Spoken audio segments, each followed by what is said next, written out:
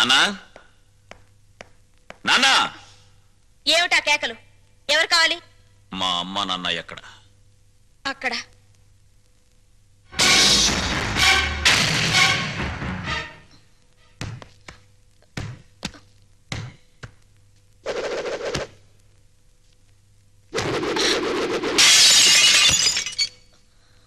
మా అమ్మ నాన్న ఎక్కడ?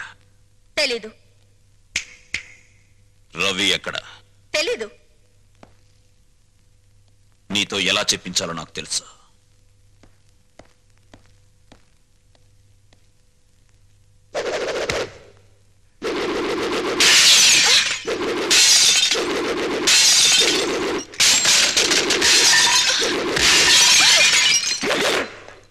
పొగరబోత్తాను నీకే కాదు, నాకు ఉంది. నేను ప్రాణంతో ఉండగా మీ అమ్మా నాన్న ఎక్కడున్నారో నేను చెప్పను. నువ్వింకా ఇలాగే ఏమైనా స్మాష్ చేసావో నేను నీ చెల్లెల్ని. నీ కళ్ళ ముందే నేను నగ్నంగా తయారవుతాను. ఓహో, నువ్వు ఈ దారిలో వచ్చావన్నమాట. దీనికి తగ్గ ఆయుధం నా దగ్గరుంది. చందనా,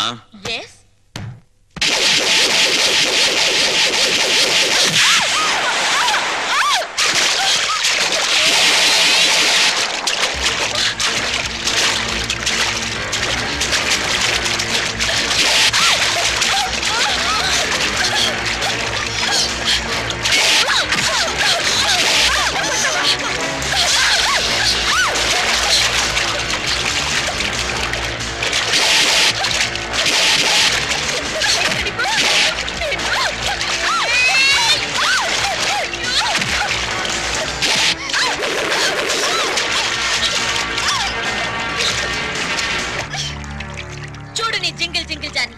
నాతో పెట్టుకుంటే ఎవరి పరిస్థితి అయినా ఇంతే.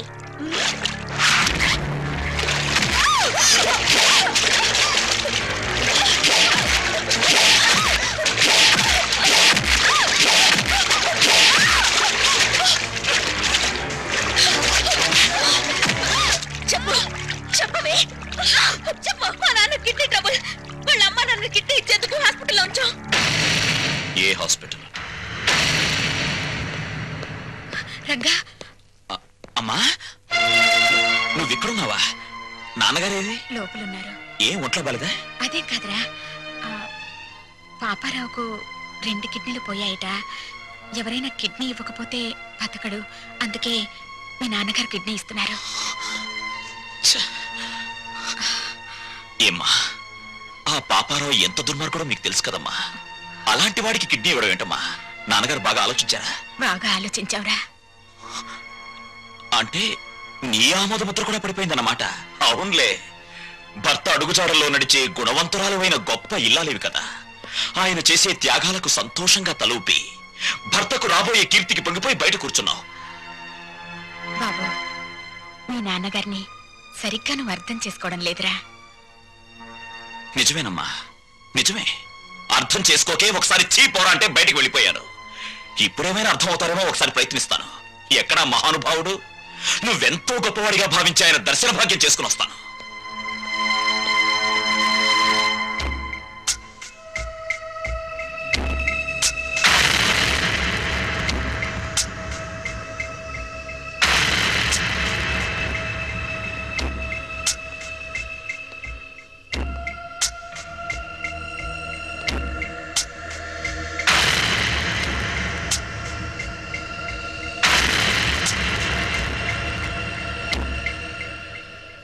మీ నిర్ణయాల వల్ల భార్యతో సహా లోకమందరి మెప్పు పొందగలిగిన త్యాగమూర్తి శ్రీ శ్రీ శ్రీ రఘురామయ్య గారు, నమస్కారం. శత్రువుకి తన కవచకుండలాల్ని దానం చేసి తన ప్రాణాన్నే పణంగా పెట్టిన కర్ణుడు మీకు బంధువా?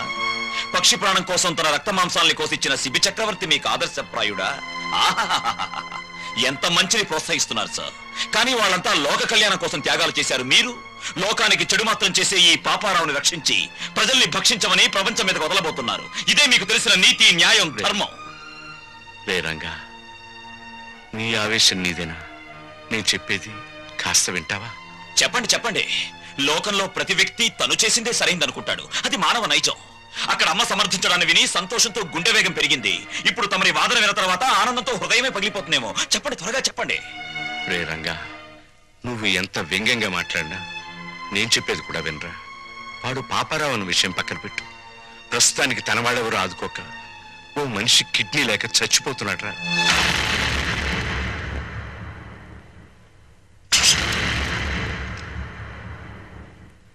వీడు చాలా దుర్మార్గుడైన మనిషి నాన్న. నిన్ను కష్టాలు పాలు చేయడమే వీడి జీవిత ధ్యేయం. రంగా, ఏం చేయబోతున్నావురా?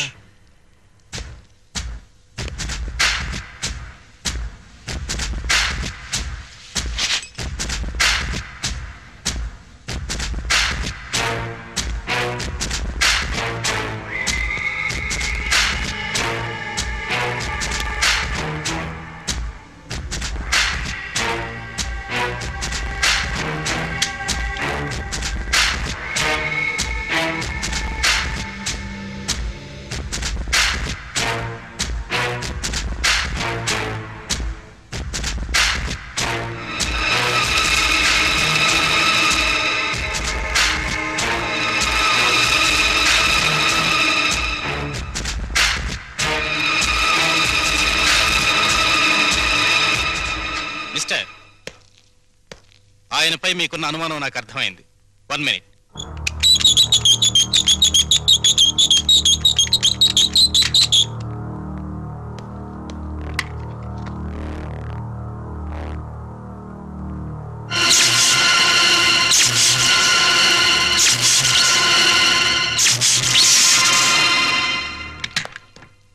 ఆయన్ని షాక్ నుంచి కోలుకునేందుకు చేయాల్సిన ప్రయత్నాలన్నీ చేశాను.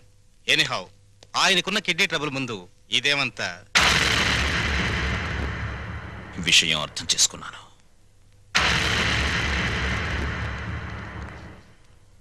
నాన్న, పాపారావు దీనాతి దీనమైన స్థితిలో ఉన్నాడు గనక మానవతా దృష్టితో అతనికి కిడ్నీ ఇవ్వడానికి సిద్ధమయ్యావని అర్థమైంది. ఆ అవకాశం నాకివ్వు. పాపారావుకి కిడ్నీ నేనిస్తాను. రంగా, నన్ను రక్షించడానికి ప్రయత్నిస్తున్నావు కదూ? అలా ఎందుకు అనుకోవాలి నాన్న?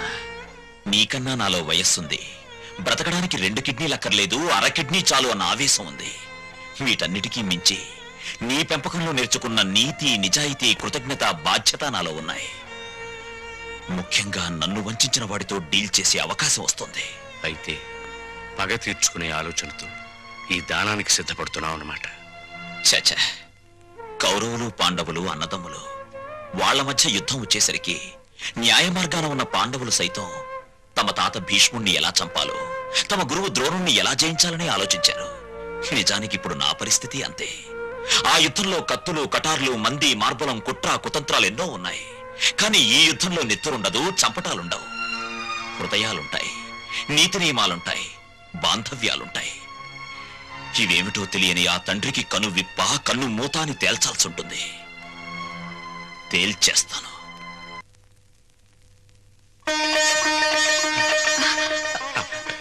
ఏమండి? లక్ష్మి, ఇక్కడే ఉన్నావా? శుభవార్త. తండ్రి పేరు చెప్తేనే మండిపడే రంగా ఇప్పుడు తనే కిడ్నీ ఇవ్వబోతున్నాడు. నిజమా? నాకు చాలా ఆనందంగా ఉంది. నాకు చాలా ఆనందంగా ఉంది. అయితే ఈ విషయం పిల్లల దగ్గరికి వెళ్ళి చెప్తా. నువ్వు పిల్లల్ని ఇంకా మర్చిపోలేదా? అదేమిటండి, రంగా తన తండ్రికి కిడ్నీ దానం చేస్తాడని ఏనాడన్నా ఊహించామా? అలాగే మన పిల్లల్లోనూ మార్పు రావచ్చుగా. అలాగే, నీ కోరికెందుకు కాదనాలి? సిగ్గులేదు? ఇప్పుడు దాకా ఎక్కడ బలాదూరు తిరిగొచ్చావు? పో అవతలకి. రంగడొచ్చి ఇంటి మీద దౌర్జన్యం చేస్తే దిక్కు దివాడం లేదు. అసలు మగాడవేనా? అది కాదు, ఆ టైంలో నేను ఇంట్లో లేను. రాణి, అది కదా మాట. అయ్యో, ఇదిగో అసలు జరిగిన విషయం ఏంటో తెలుసా? నాకేం చెప్పదు. ఎందుకు ఆవేశపడతావు? నేను ఇంట్లో లేను. కథలు చెప్తున్నావా?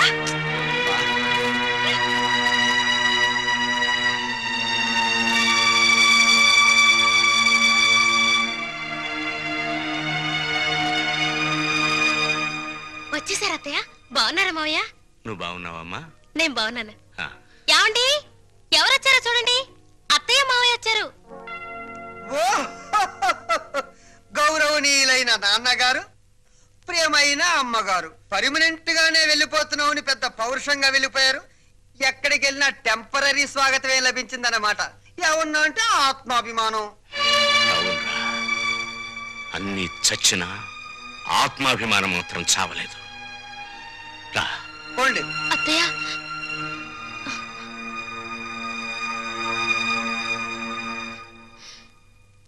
నీలాంటి కొడుకుని పురిట్లోనే వడ్లగిన చేసి చంపాలరా నీచుడా.